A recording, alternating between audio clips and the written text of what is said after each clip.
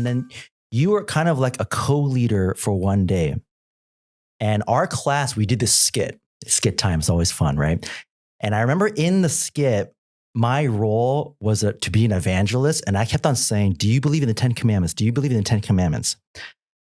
And I remember afterwards, you came in because we were talking about just the day. And I remember you looked at me. I remember this very vividly.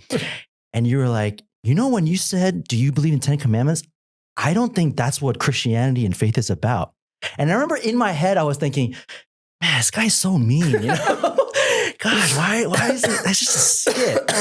And I remember you very specifically sharing with us, like, this is what the gospel is. It's not about 10 commandments, not about rules. It's about Jesus. And as a sixth grader, I was just like, wow, just like, why is he so extreme? And then later on, when I was a seminary at Talbot, I don't know why. I think I was reading like some historical theology. That memory came into my head. And I thought about it. And I want you to know, I was like, man, you know what? I'm very thankful that you were serious about the gospel to a sixth grader, because I started as an elementary pastor. Maybe that's why, because I was doing elementary for 8 years. And I remember that memory came back and I was like, man, I'm so glad James was serious about the gospel with me, even though I didn't understand.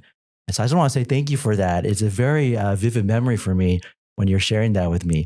Your memory, so when I'm looking on the back, I'm listening to the past podcast, your memory is absolutely amazing, bro. Seriously, it's amazing how you remember things. That's your gift, man. Yeah. It's really a gift. My wife, Hannah, says this to me. She's like, I don't get how you remember these things. It's amazing, yeah. I remember things like very, very well. I wish I had photographic memory, but it's kind of close. It's kind of close. So going back to this strong belief in the gospel, and I know you went to Westminster. Back around 2008 and 2009, I don't know if you remember this, but Gospel Coalition was just kind of starting, and this thing called gospel-centered preaching came out. And I don't know if you remember this, but around 2008 or 2009, there was this kind of like debate between what is real gospel-centered preaching. Yeah.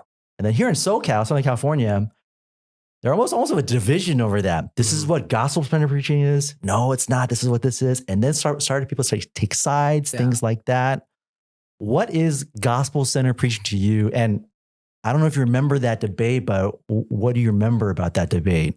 So even at Westminster Seminary, right, so the difference was gospel-centered preaching and maybe more redemptive historical preaching. And then it got to eschatological preaching, at that point where you just could not even just do the linear, you had to do the vertical, right, the eschatological reality into it. So we used to have a lot of debates about what is gospel-centered preaching, right?